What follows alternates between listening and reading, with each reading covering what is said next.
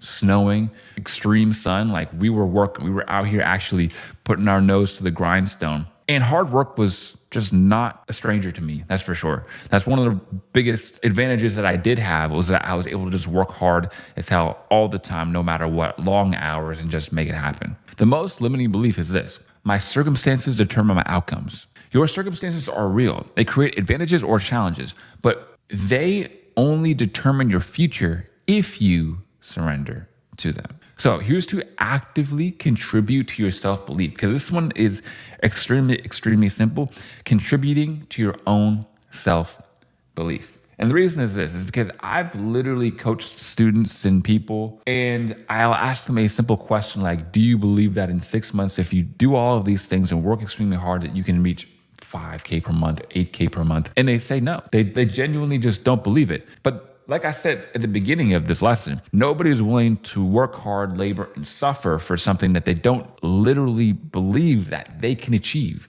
Why would you? So if you genuinely do believe that you can achieve it, then and only then are you going to be ready, willing, and able to work hard for it. So self-belief isn't something you're born with or without. It's something you actively build through specific practices. Mindset isn't something that you're like, okay, I learned mindset, I did it, I'm done now. Now let's go over to business. It's more like an eternal struggle where you're always working on it, you're always succeeding. It's kind of like a relationship or being married. The goal of being married isn't to get married. The goal of being married is to stay married, which is the same with mindset, which is the same with business. It's a lifelong journey. Here are 3 powerful methods that transformed my own relationship with confidence and created foundation for my own success. One is just self-hypnosis. Self-hypnosis sounds mystical, but it's actually a practical tool used by elite performers across every single field. Your subconscious mind doesn't distinguish between vividly imagined experiences and real ones, a fact backed by neurological research.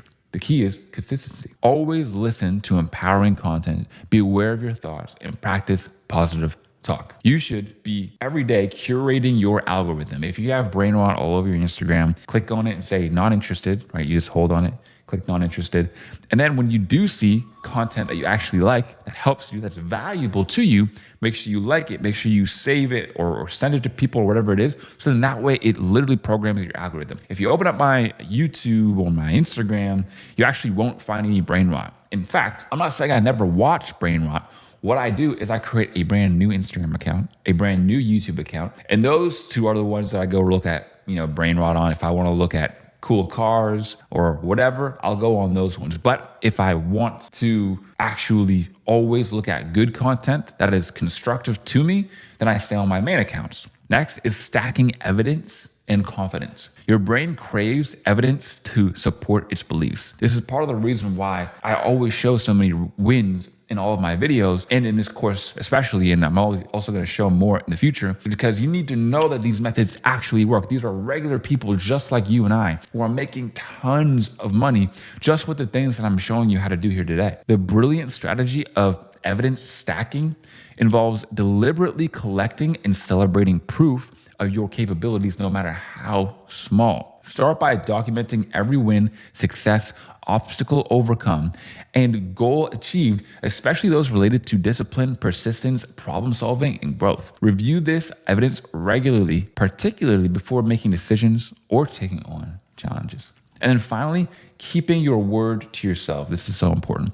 Perhaps the most fundamental yet overlooked aspect of self-belief is integrity with yourself. Each time you make a commitment to yourself and keep it, you build trust in your own abilities.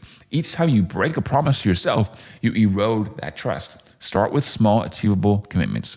Waking up at specific times, completing particular tasks, and following through on stated intentions. Treat these self-commitments as seriously as you would promises to someone that you deeply respect. One of the problems is that people are really bad at keeping their words to themselves. But you know what they're a lot better at doing? Keeping their word to other people. This is part of the reason why having accountability partners are so crucial and effective towards getting successful and building wealth. Again, if you want to find more like-minded people, I'll leave the link to the free communities down below. But just having other people there to hold you accountable, because people, when they don't keep their word to themselves, they make excuses and they accept them. But the other problem is that other people, if you take a promise and you make them a promise, now they are not going to take your BS. They're not going to believe in your excuses. They're not going to say, oh yeah, totally understand. It makes a lot of sense. They're going to say, you know what, man, that just sounds like an excuse. That sounds like you don't really want it enough. And we want to avoid that. So you just simply telling other people what you want to do, what your goals are, is going to help you. And then that will help it make it even easier to keep your word to yourself. Because if there's one person in the world that you should never let down, it's not even those other people that you, for some reason, value their opinions. It's yourself. Cultivating your growth mindset. Imagine your mind is a garden. Right now, it might have some weeds or fixed thinking, like those pesky, I can't, or I'm just not good at this thoughts that pop up uninvited. Cultivating a growth mindset starts by getting your hands dirty and pulling out those weeds by the roots.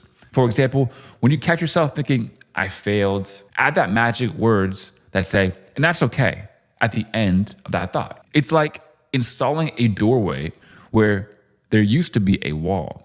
Same situation, but suddenly there is a path forward. So my friends, the bottom line, and I mentioned this previously as well, your mind is simply like a parachute. It only works if it is open. Come into this with full effort and intention, and only then will you reap the results. You got to come in here just actually taking the advice. That's the other big thing. Is it's said that people are only really poor for 3 main reasons. And the most prevalent one is just that people are arrogant. They will see other people with the things that they want, yet still not listen to them or still hold their previously thought beliefs. And that's obviously a problem. So what you can do is genuinely find evidence that supports all the things that you are learning right now. Because let's be honest, right? I want to talk about a belief really quickly. If someone were to hold a gun to your head and say that believe something that you don't actually believe that the earth is flat, you might just sit there and say that the earth is flat, but without any actual knowledge, are you really going to sit there and actually believe that the earth is flat, or you're just going to say it? You're obviously just going to say it. But for example, if it were proven to you and there was evidence to support it, you'd have no other choice than to actually just believe it. So we can influence our own beliefs, but we can't necessarily pick them. That's why it's up to you to pick how you're going to find influence to help your beliefs. Pick how you are going to find support and evidence so that you can program your own mind, because it's capable, it's malleable, it's whatever you want it to be. So choose to make it the best working possible efficient brain to get to your desired outcome. And that brings us into the next section, my people, which is using extreme focus. So protecting your focus is like guarding a superpower. When you cut out distractions, magic happens. One focused hour beats a whole day of scattered attention. This is something that a lot of people overlook. Like a lot of people, they think, oh, well, I'm working today, or oh, I worked for 4 hours today, or I worked 8 hours today. That does not matter. Here's another thing, is that society in work has programmed us to believe that 1 hour of work is 1 hour of work. For example, getting paid by the hour. I was in carpentry construction.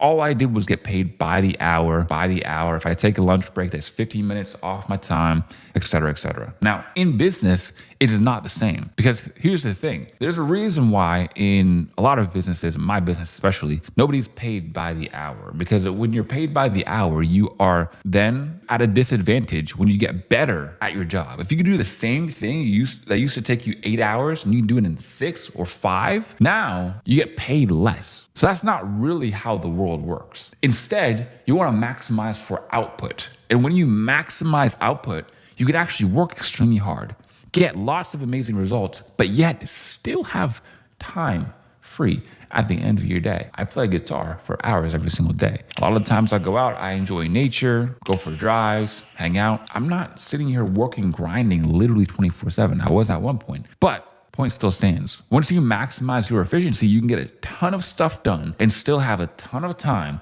to actually enjoy the fruits of your labor. Your phone buzzing, social media notifications, people interrupting, each one steals more time than you think and realize. Not just seconds, but the mental restart time as well. This is called mental residue, and we'll learn more about it here shortly. See, most successful people aren't necessarily smarter or more talented. They're just better at blocking out noise and diving deep into their work. They build walls around their attention and treat their focus like their most precious resources, because it is.